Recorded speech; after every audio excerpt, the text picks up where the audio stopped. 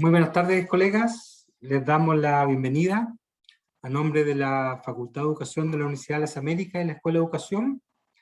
Les quiero presentar hoy día al profesor Andrés Gamboa Jiménez, que ha estado con nosotros ya desde hace 3 ciclos. El profesor Andrés es profesor de Historia, Geografía y Ciencias Sociales, además de licenciado en Educación de la Pontificia Universidad Católica de Valparaíso. Es director ejecutivo de INEDUC Chile y está especializado en temáticas relativas al aprendizaje activo y el coaching educativo. Nosotros queremos agradecer al profesor Andrés y la presencia de todos ustedes en esta cuarta jornada del 6º ciclo de webinar que organiza la Facultad de Educación. Entonces, sin más dilataciones, los dejo con el profesor Andrés Gamboa, que va a trabajar el aporte del aprendizaje activo para el desarrollo de las competencias socioemocionales. Muchas gracias, Andrés. Muchas gracias, colegas. Gracias, Adrián. Gracias por la invitación de nuevo.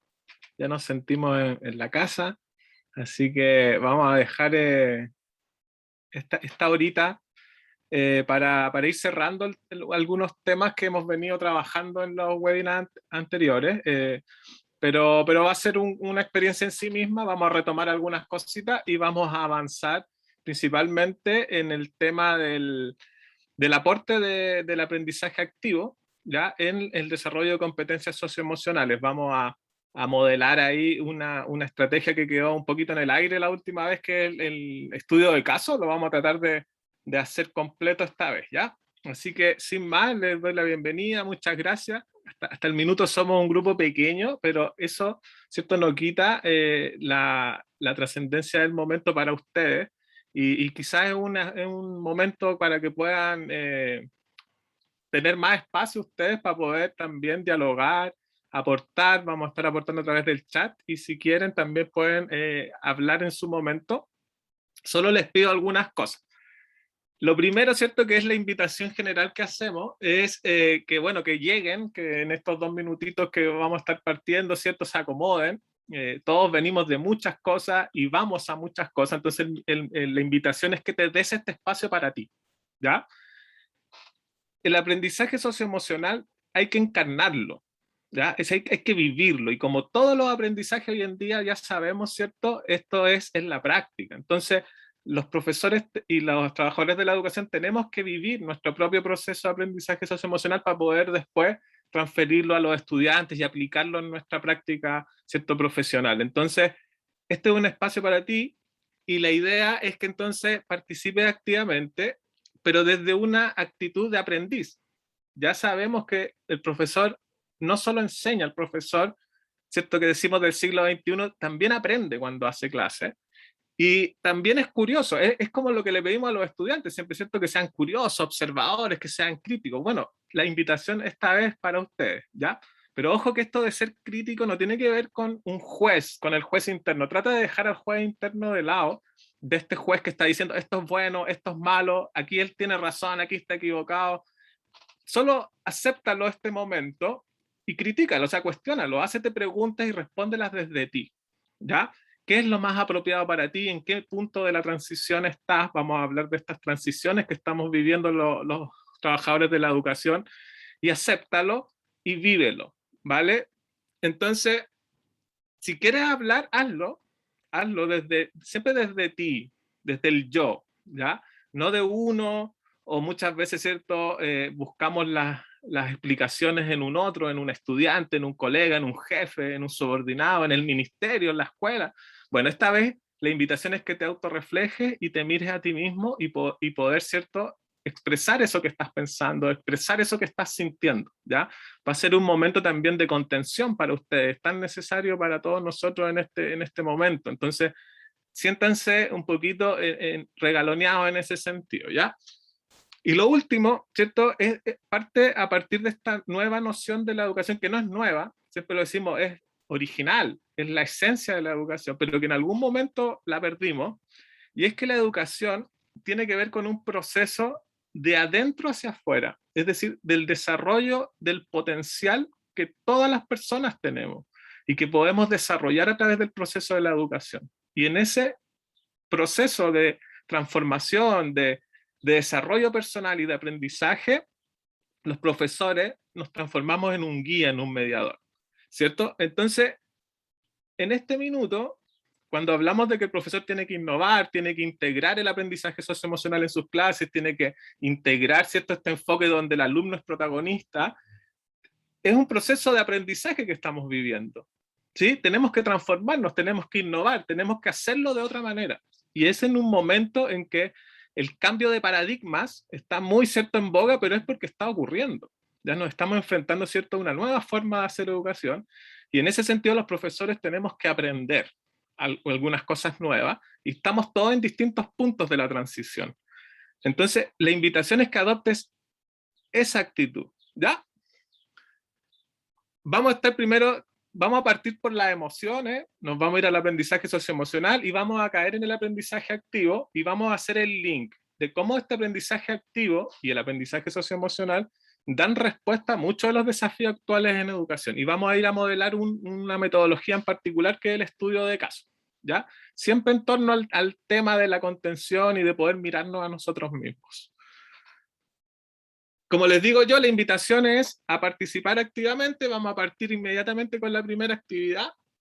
Vamos a reflexionar justamente sobre el aporte del aprendizaje activo en el aprendizaje socioemocional, en el desarrollo de competencias sociales y emocionales, y cómo estos sistemas, o sea, estos enfoques, bien dicho, ¿cierto?, del aprendizaje socioemocional y el aprendizaje activo, en parte son la llave maestra. Nosotros hemos entendido que de alguna manera es el primer paso. Es cómo nosotros vamos incorporando nuevas formas de educar, pero de una manera posible, de una manera que de verdad lo podamos concretar en la sala de clase, y eso no es fácil. Entonces, estas metodologías son un poquito eso, respuestas para construir de a poquito un sistema más inclusivo, más integrador, ¿cierto?, donde todos tengan estas oportunidades de aprender, donde se respeten esas individualidades que pareciera ser como una quimera, ¿cierto?, pero que en verdad muchos de nosotros lo hacemos casi por naturaleza, ¿ya? Entonces es un poquito a confiar en las posibilidades que tenemos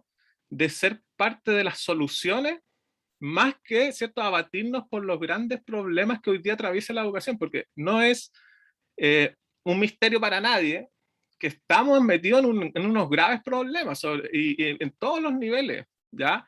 Cada uno sabe dónde habita, en qué escuela habita y cuáles son los problemas, pero en general el sistema está en una crisis bastante grande, hay mucho agobio, más de lo común incluso con todo el tema de la pandemia, hay mucha afección socioemocional, hay condiciones que no están siendo dignas en muchos lados, entonces estamos enfrentados a un problema, pero los que amamos la educación y decidimos quedarnos acá, tenemos una opción que tomar.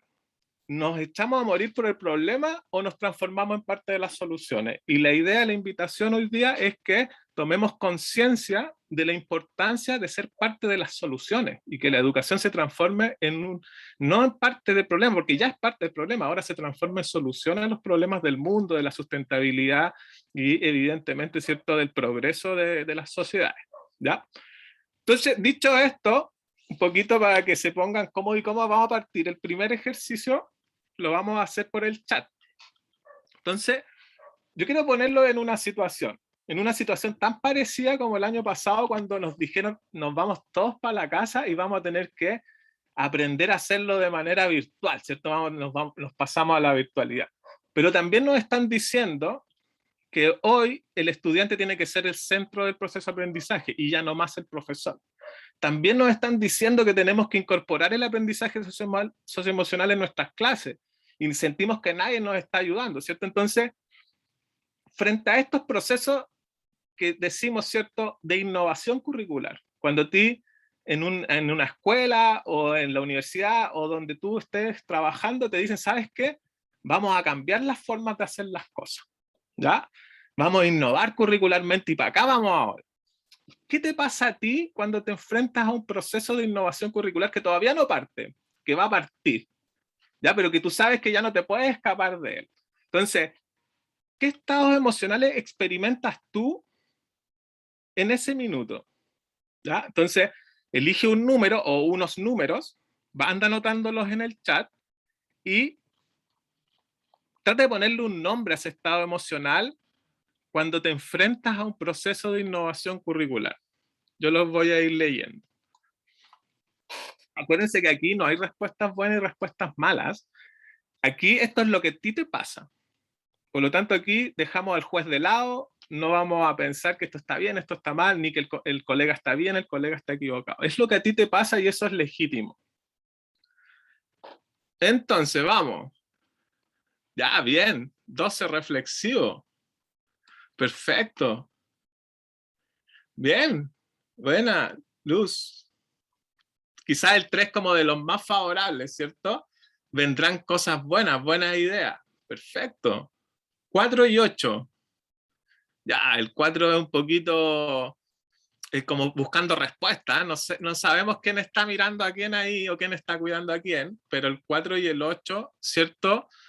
Nos hablan de una sensación, bueno, el 8 está claro, me siento ahogado, ¿ya? No tengo aire, estoy ahogando. Entonces, entre el 4 y el 8 ahí era José, ya está bien, José, o sea, es prácticamente natural sentirse así antes de un proceso de innovación. 9 agotado, mira, no ha partido el proceso y el Pedro ya está cansado, ya se cansó ya. Pasa también. ¿Por qué nos cansamos? ¿Por qué nos sentimos ahogados? Vamos a debatir un poquito ahora, vamos a ir reflexionando. Mirando hacia arriba, esperar lo que puede pasar. Ya, ahí tiene que ver, ¿cierto?, con la incertidumbre. Y Victoria dice el 5. Ya, el 5 para mí también es uno de los por decirlo de alguna manera, que refleja una sensación agradable, ¿cierto? Es decir, hay como una iluminación, como un poquito también como la paciencia que hay que tener para poder afrontar estos procesos, ¿cierto? 5 y 12, pensativo, claro, ahí está bueno ese nombre que le pusieron ahí al estado emocional, Patricio, muy bien. Perfecto, el 3, ¿cierto? El 3 tiene que ver con una vitalidad, tiene que ver con una sensación de que va a florecer, de ir germinando, y fíjense que nos vamos a quedar aquí con Pedro y con los que contestaron 3 también, desde la perspectiva en que cuando integramos el aprendizaje activo, vamos a ir a qué es específicamente y qué es el aprendizaje socioemocional. Básicamente lo que nos puede animar a poder ir adelante con todo es justamente tener la certeza de que vas a ir a la esencia de la educación. Es decir, vas a montar una propuesta pedagógica que consiste fundamentalmente en regar la semilla de los estudiantes. Es decir, cada persona tiene una semillita con la que nace y esa va a brotar a lo largo de su vida y ese es su potencial. Eso es lo que la persona es capaz de hacer. Y tú como profesor te transformas en un guía que le ayuda a esa persona a ser capaz de lo que es capaz de hacer. Ya no se trata de imponer verdades, ya no es de afuera hacia adentro. La noción es de adentro hacia afuera, ¿vale? Entonces, cuando regamos la semillita y esa brota, es cuando el estudiante empieza a brotar todo su potencial y empieza a ser el mismo, ¿ya? En los procesos de innovación curricular, cuando los profesores nos toca aprender y transformarnos, la idea es buscar esa sensación, la idea es buscar la sensación de que estás floreciendo, de que te estás desarrollando tu potencial. Y fíjense que frente a las dificultades, por ejemplo, esta del año pasado que tuvimos que pasarnos online, ¿cierto? Fue muy complicado para todos, nos sentimos muy angustiados. Finalmente, el resultado, bien o mal, fue que lo pudimos sacar adelante como sistema. ¿De dónde vino esa ayuda? Lo más seguro para mí es que vino de adentro de las personas que lo pusieron a prueba. O sea, la dificultad generó que las personas sacaran todo su potencial, todas sus habilidades y las desarrollaran para poder hacer frente al desafío. Es decir, los desafíos, si bien nos angustian, nos generan incertidumbre, a la larga terminan desarrollando nuestros máximos potenciales, porque es ahí donde nosotros nos ponemos a prueba. Entonces, llegar al 3 en este proceso yo creo que es la clave. Ya es buscar eso. Vamos a dar un pequeño recorrido por las emociones básicas en función de este cierto innovar. Yo ahora los estoy viendo a todos, parece, en la pantalla, así que si alguien quisiera, acuérdense, si alguien quiere hablar, puede levantar la mano y puede comentar 30 segundos, un minuto, ¿cierto? Siempre desde el qué te pasa a ti, ¿ya? No desde el que le pasa a uno, no de lo que le pasó al colega, ¿vale? Antes de ir al tema de las emociones, bien rápido lo vamos a pasar porque vamos a otra cosa hoy día. Los avances en neurociencia, ¿cierto?, han demostrado varias cosas. Lo primero es que las emociones nos mueven a la acción, es decir, son una guía. Como las personas no nos podemos escapar de las emociones, están siempre una tras de otra, lo que generan es que son señales para que las personas podamos tomar decisiones al respecto de lo que nos está pasando y cómo salir o avanzar en determinadas situaciones, ¿ya? Por eso decimos que no son buenas ni malas. Lo que podríamos decir que es adecuado o inadecuado es la decisión que uno toma cuando experimenta cierta emoción. Y lo más clásico para este ejemplo es la rabia. La rabia no es mala, te da señal de algo, lo vamos a ver. El tema es que si reaccionas violentamente, ¿cierto? Al parecer sería tu decisión frente a la rabia la que es inadecuada. No la emoción en sí misma, sino es como tú lo interpretaste, como tú lo viviste y las conductas que desarrollaste post emoción o cuando estabas sumergido en la emoción. Por eso dicen que cuando estás, ¿cierto?, enojado es mejor abstenerse. Bueno, son estados complejos que integran lo cognitivo, que tiene que ver cómo las personas procesamos la información, ¿cierto? Y en el fondo vamos aprendiendo desde el plano cognitivo, fisiológicos que tiene que ver, ¿cierto?, con unas sensaciones que tenemos en nuestro cuerpo, y conductuales, que es esto de qué decisiones tomamos y cómo nos comportamos de acuerdo a nuestras decisiones, ¿ya? Y finalmente, en relación al aprendizaje, muchas veces, ¿cierto?, por mucho tiempo se pensó que estaba como separadas las funciones emocionales, ¿cierto?, del cerebro y del sistema nervioso central con las cognitivas, pero hoy ya está demostrado que funcionan integradamente. Incluso se dice que es los órganos, ¿cierto?, las funciones emocionales las que permiten la razón y no al revés, ¿vale? Es decir, las personas aprendemos de acuerdo a si la situación en la que nos desenvolvemos es placentera o displacentera, y eso genera, ¿cierto?, un juicio que nos permite memorizar o olvidar la información. Entonces, el construir aulas, ¿cierto?, emocionalmente positivas, por decirlo de alguna manera, donde las personas nos sintamos seguras, queridas, respetadas, es trascendental para poder fomentar el aprendizaje. Bien, vamos a ir rápidamente, lo que les decía, porque a veces cuesta pensar para qué sirve la rabia y por qué a veces en los procesos de innovación curricular nos da rabia. ¿Ya? Hubo mucha rabia el año pasado en los profesores, principalmente cuando nos sentimos un poquito abandonados frente al proceso de pasar a la virtualidad. ¿Y por qué sentimos rabia? Fundamentalmente porque la rabia tú la sientes cuando crees que algo es injusto, ¿ya? Entonces, finalmente, ¿cierto?, la rabia es un indicador de lo que tú consideras que no es adecuado.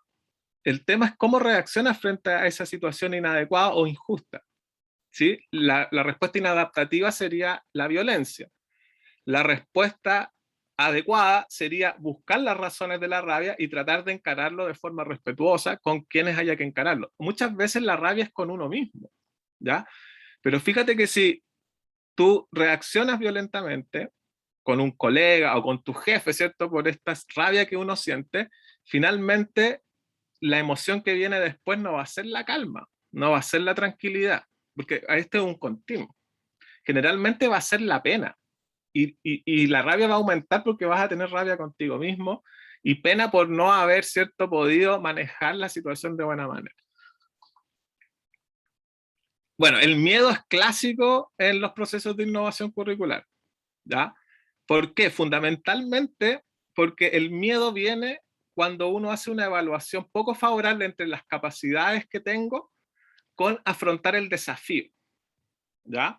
El miedo está muy relacionado a la sobrevivencia. Por lo tanto, cuando yo siento inseguridad o peligro, el miedo viene.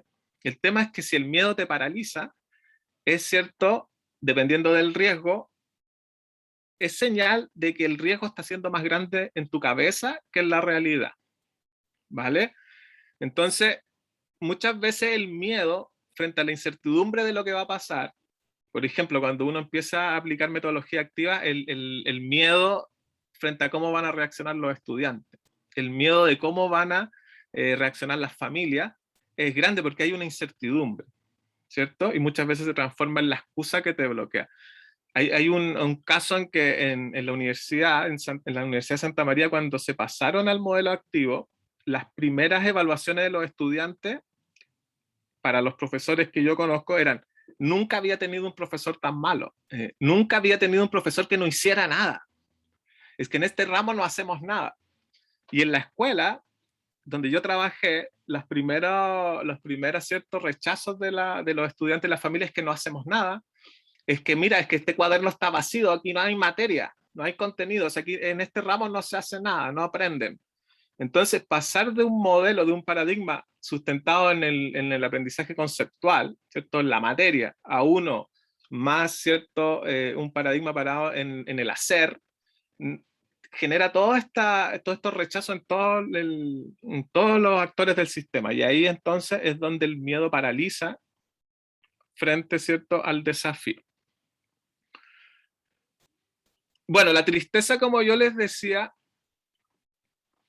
viene muchas veces, por lo menos a mí me pasó, y aquí sí voy a hablar desde el yo, que es cuando uno se autoconoce, cuando uno vive un proceso de aprendizaje socioemocional y se conoce a sí mismo y entiende y se confronta y se critica a sí mismo, hay una posibilidad muy grande, que es la posibilidad de darte cuenta de que has estado perdiendo el tiempo o de que puedes haber estado equivocado y tus estructuras mentales, ¿cierto? Inconscientes muchas veces que adquiriste en la infancia, no te dejan crecer, no te dejan desarrollarte, ¿ya? Entonces adquieres una mentalidad muy fija.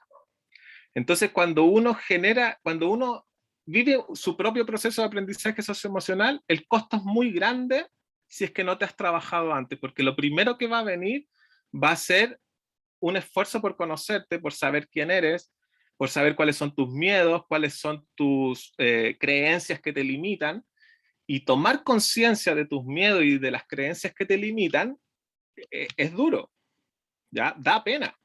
Entonces, de alguna otra manera, los procesos de innovación, de transformación, de adaptación a la nueva realidad de la educación, ¿cierto? Este tránsito del profe tradicional al profe activo, que lo vamos a estudiar ahora, muchas veces genera el darte cuenta de cómo habías venido funcionando tan desadaptadamente. Entonces, eso muchas veces no es grato, ¿ya? Entonces ahí viene bastante tristeza. Bueno. Y la alegría, díganme ustedes, aquí yo lo quiero escuchar a ustedes. ¿Cuándo sienten alegría? Más allá, puede ser en los procesos de innovación, cuando uno se transforma, ¿ya? Pueden partir pensando en eso. Cuando te has transformado, cuando has aprendido cosas nuevas, nuevas habilidades, cuando has integrado nuevas herramientas, cuando aprendiste a usar el Zoom, cuando aprendiste a usar aplicaciones, ¿qué sentiste? ¿Ya? ¿Cuándo sentiste alegría? ¿En qué minuto de la educación sientes alegría? ¿En qué minuto del día o en qué momentos de tu práctica, de tu desempeño, sientes alegría? A ver, cuéntenos por el chat. ¿Cuándo sientes alegría? Siendo profesor, asistente.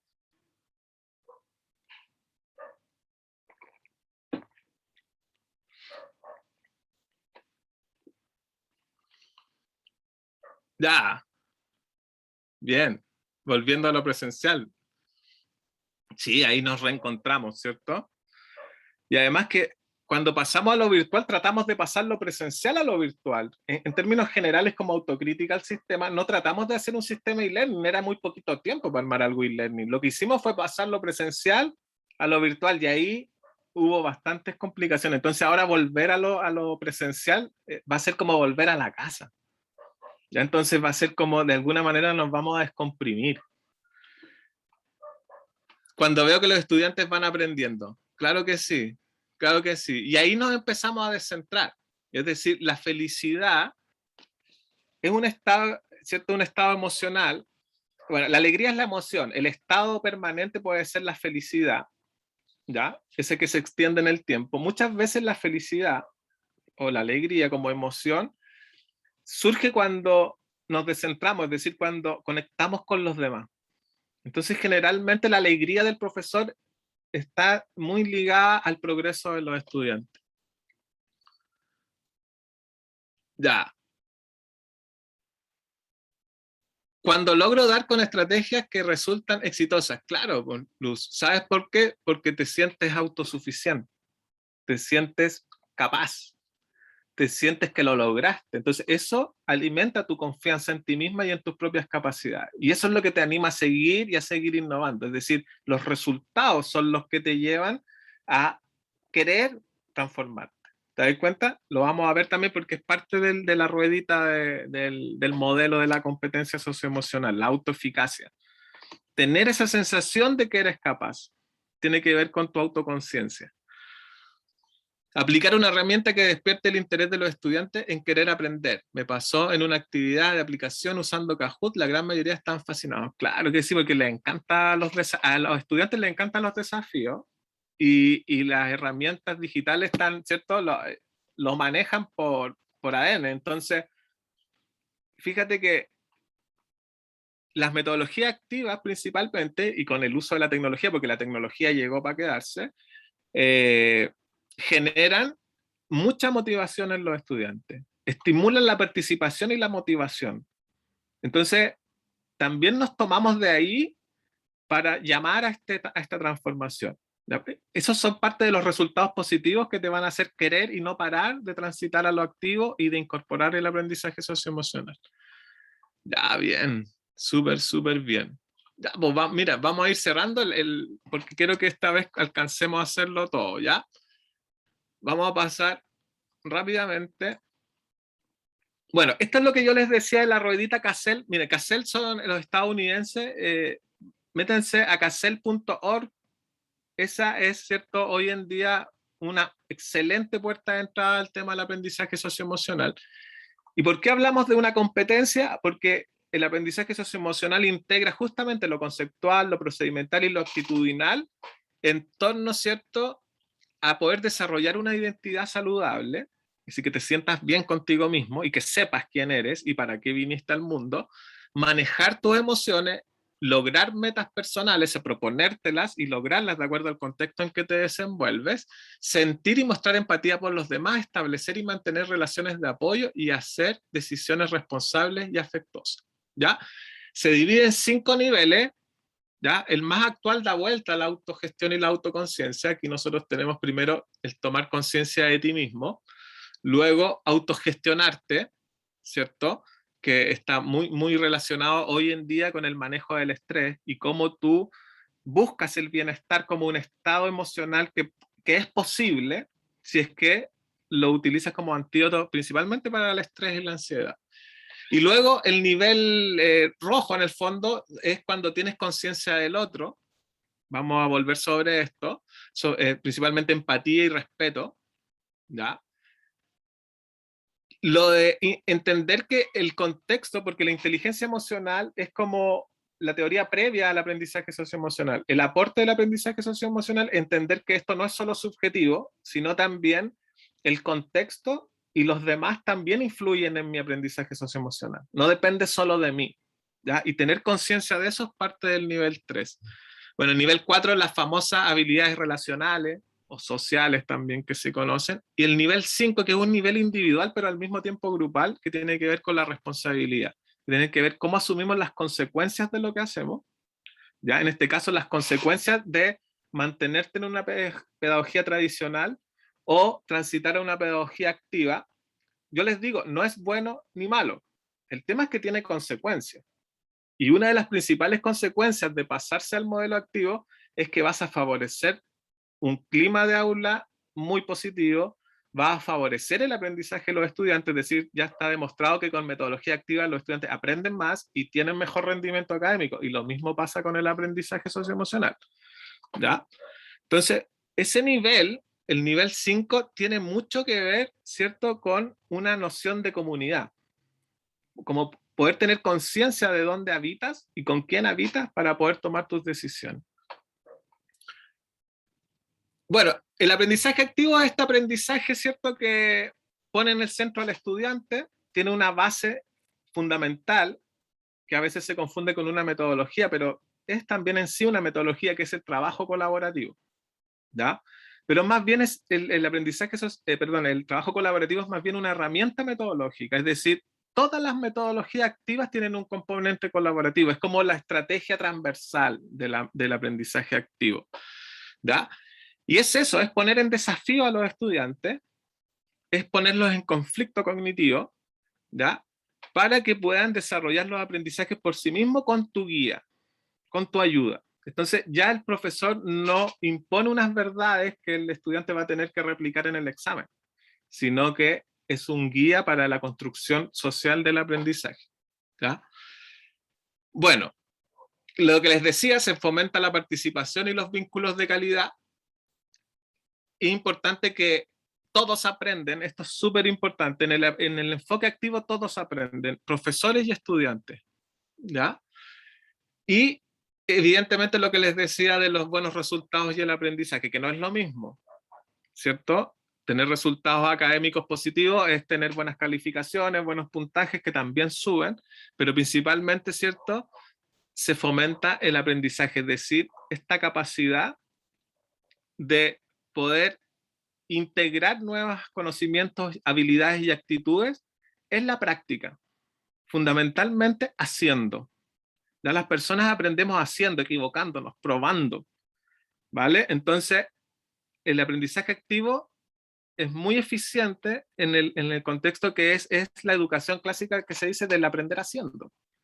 ¿Te das cuenta? Entonces, el aprendizaje se potencia notablemente. Bueno, el desarrollo de habilidades, las metodologías activas permiten que las personas transiten en términos de habilidades cognitivas de lo simple a lo complejo. Siempre. Cada metodología hace que las personas transiten de lo simple a lo complejo. El tema es que muchas transitan más rápido o más lento. ¿Ya? Ahí se rayó la pantalla. No, si me puede ayudar Adriana a ir borrando eso, por favor. Ahí está. Gracias. Y además, ¿cierto? Fortalece, como les decía yo, las habilidades socioemocionales y las competencias socioemocionales de las personas. No quiero hablarles mucho de esto, quiero que lo vivamos, ya porque ya, ¿cierto? Nos estamos acercando al final. Ya, el método de caso, lo van a ver, es un párrafo, muchas veces media plana, en la cual hay una situación de la vida real, una situación problemática en las cuales buscamos soluciones de forma colaborativa, principalmente a través del debate, ¿ya? Tiene 4 fases. Vamos a vivir las primeras 3 fases, las vamos a hacer sobre el mismo caso, porque no tenemos el tiempo de hacerlo como va. ¿Cómo va? Tú tienes el caso escrito en una hoja, ¿sí? Y se lo entregas a cada persona. Se lo entregas a cada estudiante. Y los estudiantes se dividen en grupos, ¿sí? Es un trabajo grupal. Como ahora no vamos a poder hacer el trabajo grupal, lo vamos a modelar todos juntos, ¿ya? Vamos a hacer una primera fase preliminar en donde ustedes van a leer rápidamente, es un párrafo, lo van a leer en 2 minutos, lees individualmente el caso. Luego está la fase eclosiva, que es cuando ustedes van a compartir sus apreciaciones, es decir, qué les pasó, qué sienten, qué piensan sobre el caso que leyeron. Libre, aquí esta es la fase subjetiva. Aquí no es necesario llegar a un consenso, pero sí hay un diálogo previo en torno a qué te generó el caso. La fase de análisis y la fase de conceptualización, aquí sí se logran cuando se logra la objetividad del grupo, cuando el grupo logra ponerse de acuerdo en unas respuestas que pueden escribir en la misma hoja, o sea, en el fondo puede estar el caso con las preguntas. Cuando se llega a un consenso, se termina la fase 3, ¿ya? Vamos a tratar de modelarla muy rápido. Y en la fase de conceptualización, lo que yo recomiendo es hacer 2 o 3 preguntas, evidentemente en torno al contenido que se quiera trabajar. Ya en este caso, en torno a las habilidades socioemocionales. Y ahí también deben llegar al consenso para poder terminar la fase 4, es decir, cuando ya queda la respuesta grupal en el papel y está, ¿cierto?, aceptada, consensuada por todos. Entonces vamos, pues miren, tenemos 20 minutitos que yo creo que alcanzamos de más a hacerlo. Miren, disculpen que vaya así súper rápido, pero es porque tenemos poquito tiempo. Ya, entonces vamos a hacer la fase 1. Imaginemos que están todos en sus salas están en grupos, ya están divididos en grupos, pero cada uno tiene el caso en su poder. Por lo tanto, paso 1, fase 1, lee el caso, leerlo individualmente. Aquí se les pide a los estudiantes que guarden silencio, que se mantengan tranquilos y que cada uno lea el caso tranquilamente, de forma individual. ¿Ya? Así que los dejo, lo voy a leer yo para hacer el ejercicio del tiempo.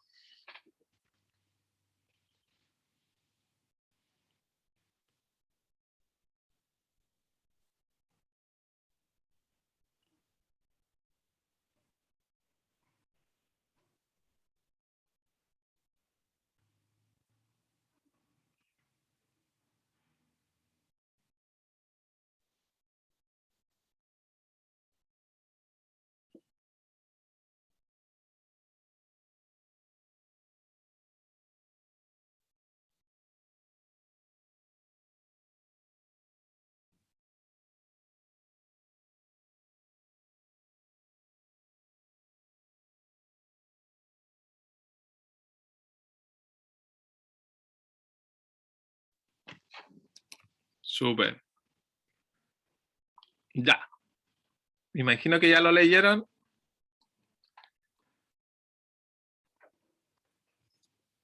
Súper. Ahí alguien destacó la metodología que estamos aplicando, estamos modelando, ¿cierto?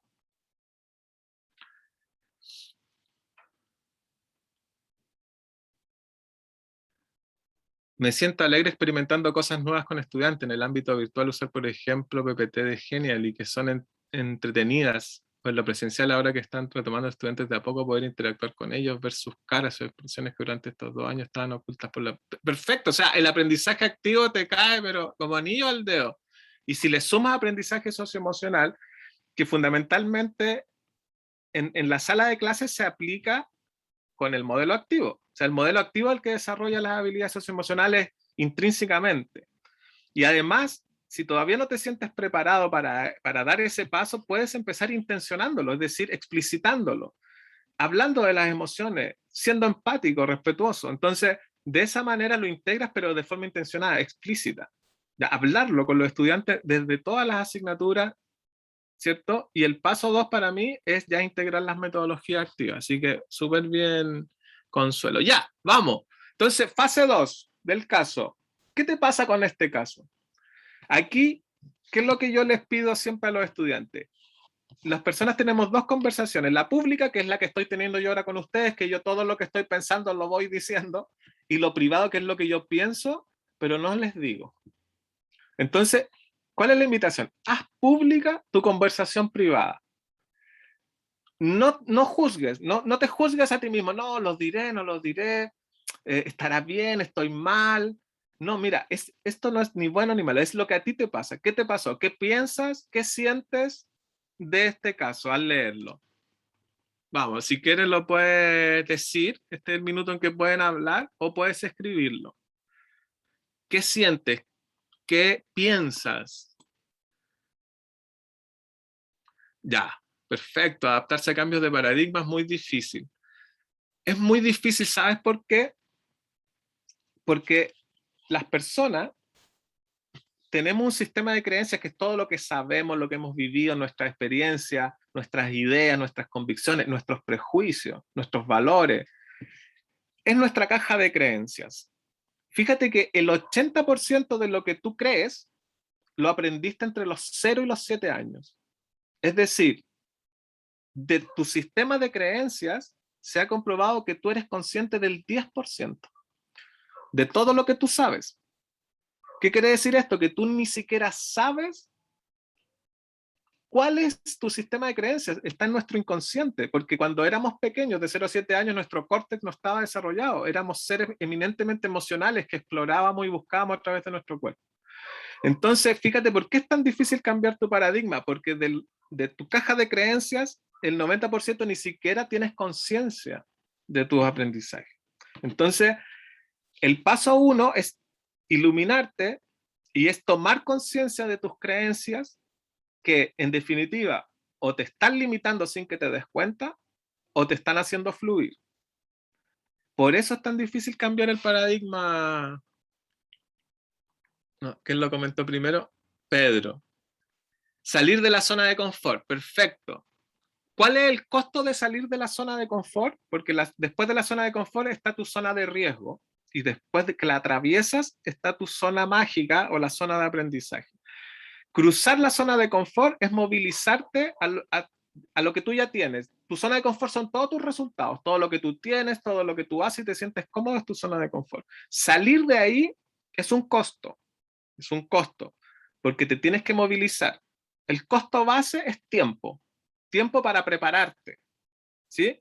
Y el segundo costo es un costo emocional, porque ya les decía, darte cuenta de quién eres, darte cuenta de cuáles son tus prejuicios, tus sesgos que te han hecho vivir de una determinada manera, muchas veces te golpea, ¿ya? Entonces, salir de la zona de confort es un costo. Ahora tú tienes que ver cuál es el beneficio de superarte, de desarrollarte, de ser más consciente, de adaptarte a la nueva educación del siglo XXI, ¿sí? Y todos esos resultados que quizás están muy relacionados con tu propósito de vida, que es educar, para lograr felicidad o dignidad en ti y en los demás, seguramente ahí está el beneficio, en los resultados que vas a obtener. Sí, el docente aplicó lo que le daba buenos resultados en un contexto, pero se cambió a otro contexto que ya no le daba buenos resultados. ¿Te das cuenta? Entonces, muchas veces el contexto cambia, pero tu sistema de creencias no. ¿De qué fue capaz este profesor? Fue capaz de que si el contexto cambió, él también cambió su sistema de creencias. Él también se transformó. Y eso es adaptarte. ¿Ya? Bien. Tan agudo, chiquillo y chiquilla. Una oportunidad para mejorar en cómo realizó el proceso de enseñanza-aprendizaje. Claro que sí. El tema es que antes del mejorar, es lo que decían ustedes, pues viene el miedo, viene la ansiedad, viene la incertidumbre, mira, viene la lata, viene la sensación y el prejuicio de que vas más pega, viene la sensación y el prejuicio de que nadie te va a ayudar, siendo que tú eres el único que puede ayudarte. Entonces, ¿te das cuenta? A veces estamos muy confiados en que todo está bien y a veces tenemos una mayor inseguridad frente a algo. Pienso que es relativo, sin duda. Hay que adaptarse, ser flexible, probar nuevas metodologías, ensayo y error. Ya, mira, aquí al final hay que adaptarse, ser flexible, probar nuevas metodologías, ensayo y error. Has definido una parte esencial del docente del siglo XXI y de lo que se espera de los profesores en la actualidad. Eso se espera de los profesores hoy día. ¿Ya? El desafío es cómo superáis la inseguridad que nombraste al principio. Me siento un poco así porque trabajé varios años en colegios subvencionados, pro CIMSE, y ahora estoy en un colegio público que me pide otras cosas. Ah, importante, importante, importante ahí, Pamela. El tema es que ahí uno tiene un poder de decisión bien grande que es dónde estoy. Muchas veces alegamos, ¿cierto?, que dónde estamos, alegamos mucho sobre el contexto en el que nos desenvolvemos, pero fíjate que finalmente la decisión dentro de tu contexto, eso está claro, ¿cierto? Puede ser irte. Entonces, si te fuiste a otro lado donde te están pidiendo otras cosas, uno tiene la posibilidad de evaluar si esto nuevo que te están pidiendo está alineado o no con tu sistema de creencias y con tus convicciones. Si está alineado, se te va a hacer mucho más fácil. Si va en contra de lo que tú crees, se te va a hacer muy difícil, muy difícil. ¿Ya? Porque justamente va a tener que romper tus barreras para quedarte ahí. Antes de postular un trabajo es necesario averiguar sobre el lugar. Es lo que te decía, ¿viste? Es lo que te decía. Ahí está tu responsabilidad. ¿Dónde vas? ¿Dónde vas? Porque si vas a un lugar que es muy anti tú, es que vayas a sufrir, po.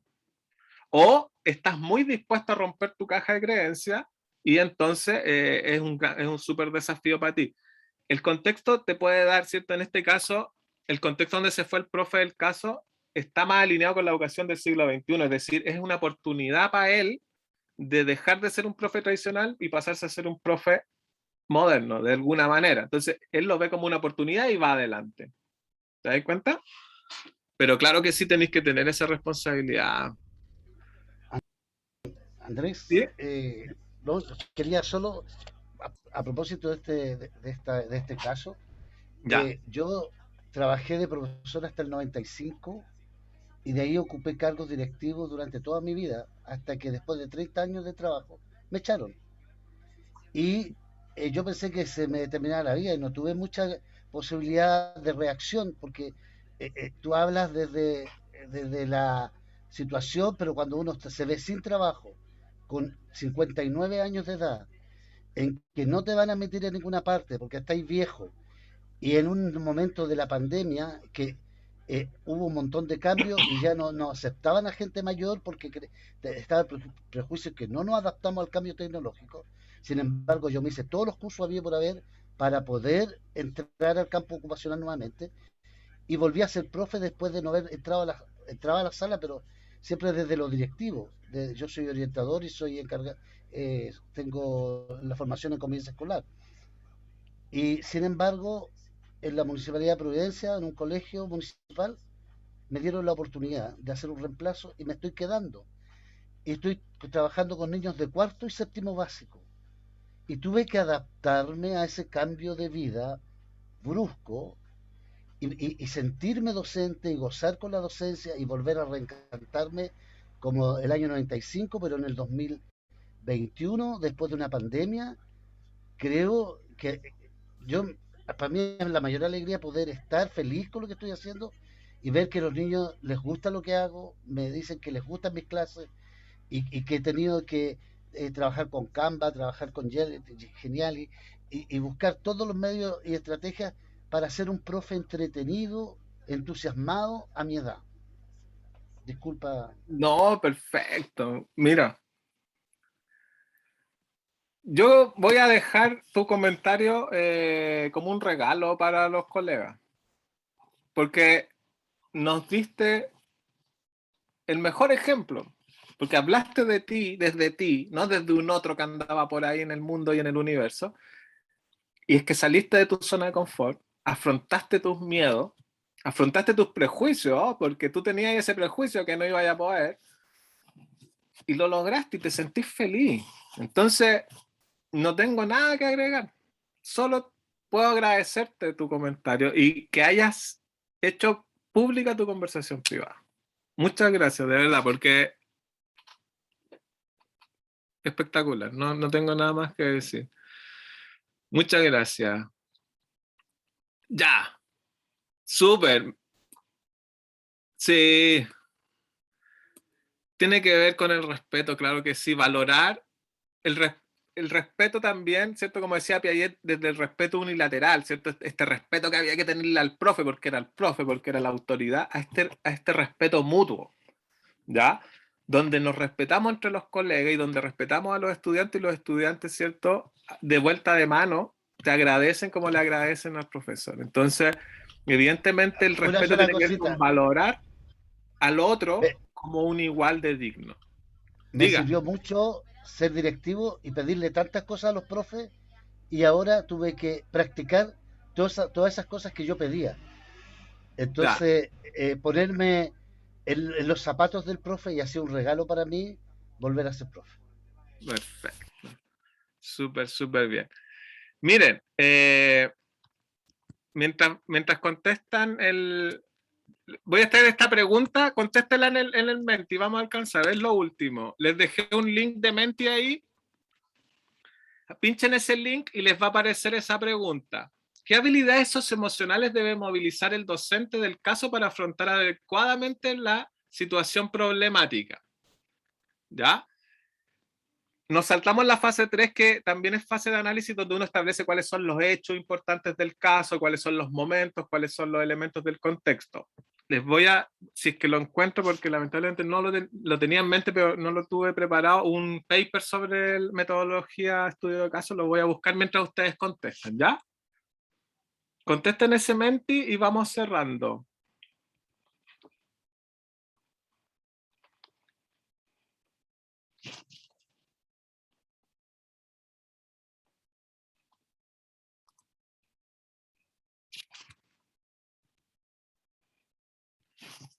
Déjame ver si lo puedo encontrar.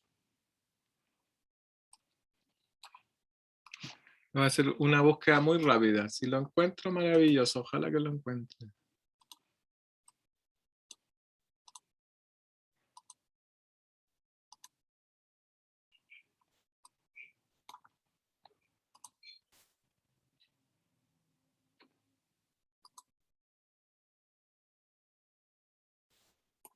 Mm.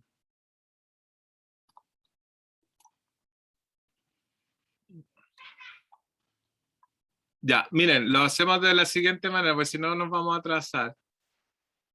Al final voy a dejar mis contactos, los que quieran papers sobre aprendizaje socioemocional. Tengo un paper muy bueno sobre el estudio de casos. Si lo desean, me escriben un correo y yo se los adjunto, ¿ya? Hagámoslo así, porque si no ahora vamos a perder el minuto. Ya. Bien. Ya, la motivación tiene que ver, ¿cierto?, con esta... con la autogestión. ¿Ya? La motivación y la disciplina tienen que ver con tu autogestión, cómo te gestionas a ti mismo. ¿Ya? Ahí la motivación está al medio, ¿cierto?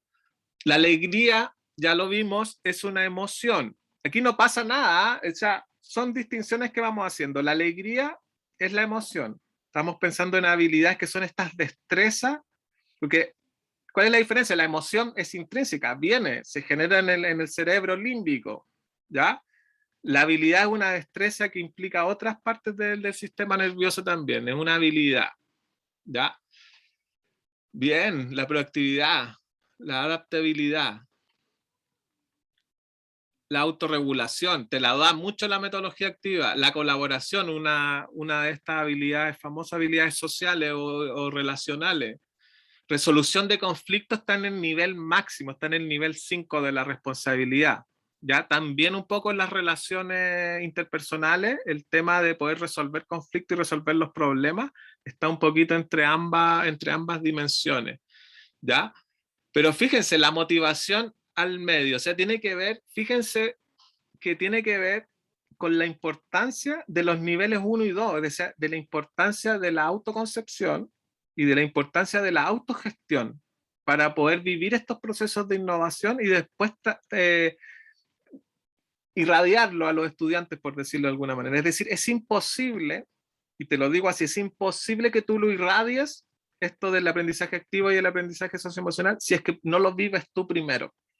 Entonces, por eso, siempre partir por la autoconcepción y luego ir avanzando. Ahora, esto se interrelaciona y son interdependientes los 5 niveles, ya las 5 dimensiones. Pero sin duda, si no los vives tú, es muy difícil que se lo puedas enseñar a otro o guiar a otro. Ya, súper bien, chiquillos y chiquillas. Yo los felicito por su participación. Muy, muy, muy aceptado. Nos saltamos una de las fases, que es la fase 3. Ya hicimos la lectura, fase 1, hicimos la apreciación, la fase eclosiva, fase 2. Nos saltamos la 3, que es el análisis, que tiene que ver con destacar hechos, situaciones, personajes, categorizar y analizar. Hicimos la fase 4, pero cuando hagan la fase 4, cuando están presencial, por ejemplo, esta misma pregunta le puedes poner que las identifiquen, las definan y fundamenten por qué son estas las que tuvo que movilizar. ¿Te das cuenta? Entonces ya ahí queda una pregunta más de desarrollo, no tanto de identificar. Obviamente las preguntas que tú le vas a hacer tienen que ver con tu caso y tu caso va a tener que ver con el contenido que tú quieras transmitir. Entonces, de alguna u otra manera, esta metodología es aplicable en cualquier disciplina, sobre todo en las humanidades, pero en todas se puede. Y eso, pues, chiquillos, díganme ustedes, pues, ¿cómo se van? Miremos de nuevo los numeritos. ¿Cómo se van después de este webinar? ¿En qué número se van? Ya, qué buena, Patricio. Me alegro que te vayas en 3, pues. 12 pensativas, descansando.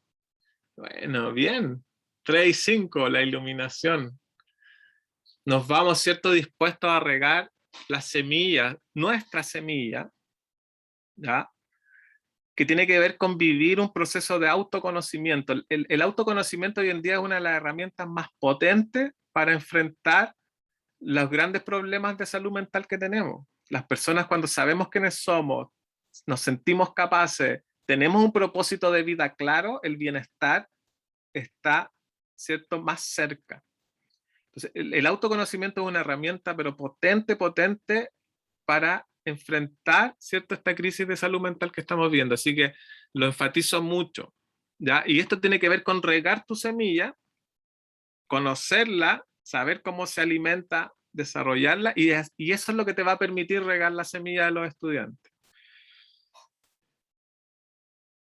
El 12, reflexionando sobre la práctica diaria. Sí, pues, o sea, en el fondo el profe tiene que ser autocrítica. Tienes que mirarte a ti mismo y no tener miedo de aceptar que te has podido estar equivocando.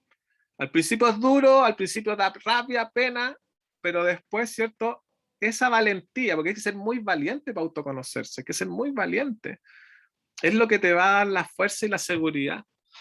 Así que yo les agradezco. Nuevamente esta vez tuvimos, pero espectacular con el tiempo. Así que yo le agradezco a todos ustedes, le agradezco a la Facultad de Educación de la UDLA por la invitación, a Adrián por, ¿cierto?, su hospitalidad y evidentemente, ¿cierto?, a todos ustedes por este espacio, ¿ya? Y por su participación. Estuvieron súper agudos en el caso, así que yo los felicito. Muchas gracias. Agradecemos a nuestro colega Andrés la experiencia, en el fondo, que nos invita a realizar con este taller. Dejamos obviamente sus medios de contacto para que ustedes lo puedan registrar. Insisto, agradecemos la participación de cada uno de ustedes y los dejamos invitados también para el día de mañana una exposición sobre retroalimentación evaluativa, donde nosotros vamos a cerrar lo que es este sexto ciclo de webinars. Andrés, no sé si quieres darle unas palabras finales a los colegas antes de cerrar. Agradecer nuevamente la participación y de verdad ahí están los contactos, escríbanos, ahí tenemos un proyecto que estamos muy dispuestos a ayudar. Si necesitan información, les interesó un tema, les reboto artículos especializados, síganos en las redes sociales y siempre el agradecimiento es genuino, así que muchas gracias. Muchas gracias, Andrés. Muchas De gracias, nada. colegas. Esperamos la próxima semana o en 2 semanas más tardar estar enviándoles el video de la sesión para que quede para su registro por si quieren repasar algo. Muchas gracias por estar con nosotros. Les vaya muy bien. Cuídense.